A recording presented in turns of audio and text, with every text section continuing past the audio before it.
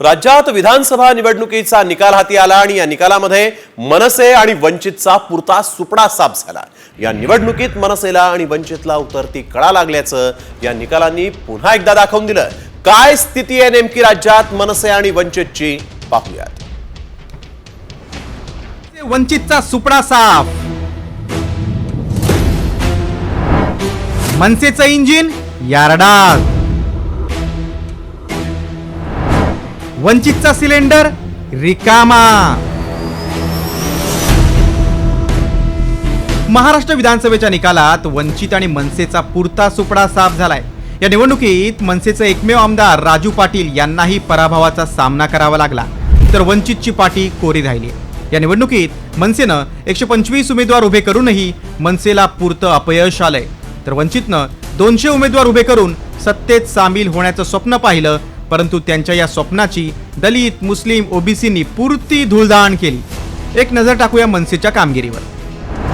2019 मध्ये 100 उमेदवार रिंगणात होते आणि मतांची टक्केवारी होती 2.25%। एक आमदार विजयी झाला होता। 2024 मध्ये 125 उमेदवार रिंगणात, व्होट शेअर होता 1.58 आणि एकही जागा निवडून आली नाही। 8% एकूण मतदानाचं पर्सेंटेज 8% किंवा एक त्यांचे एक आमदार निवडून यायला पाहिजे आणि एकूण मतदानाच्या 8% किंवा 2 आमदार आणि एकूण मतदानाच्या 6% आणि 3 आमदार किंवा एकूण मतदानाच्या 3% अशी मतं त्यांना मिळालेली असली पाहिजे। आणि जर ह्या निकषाची पूर्तता जर झाली नाही, तो पक्ष करू शकत नसेल, तर त्यांना आयोगाकडून नोटीस देण्यात येईल। 2019ला एक आमदाराचा पक्ष असलेला मनसे 2024ला भोपळाही फोडू शकला नाही, तर आता 2019ला लाखोंची मतं घेणाऱ्या वंचितच्या कामगिरीवर एक नजर टाकूया।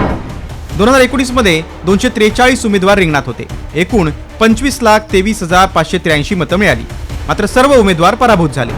2024 मध्ये वंचितनं 200 उमेदवार रिंगणात उतरवले, एकूण 14 लाख इतकं मताधिक्य मिळवलं, मात्र सर्व उमेदवार पराभूत झाले। राज ठाकरेंची धरसोड भूमिका आणि प्रकाश आंबेडकरांची जागा वाटपापासून हेकेखोर पावित्र्यामुळे त्यांना मतदारांपासून कोसो दूर नेऊन ठेवलं। त्यामुळे सत्तेत जाण्याचं स्वप्न पाहणाऱ्या आंबेडकर आणि ठाकरेंच्या उमेदवारांना जनतेनं थेट 4थ्या आणि 5व्या क्रमांकाची मतं दिली आहेत। त्यामुळे पक्षाचं अस्तित्व टिकवायचं असेल तर पाडापाडीचं राजकारण आणि धरसोड वृत्ती सोडण्याची गरज या दोन्ही पक्षांना आहे। ब्युरो रिपोर्ट, साम टीव्ही न्यूज।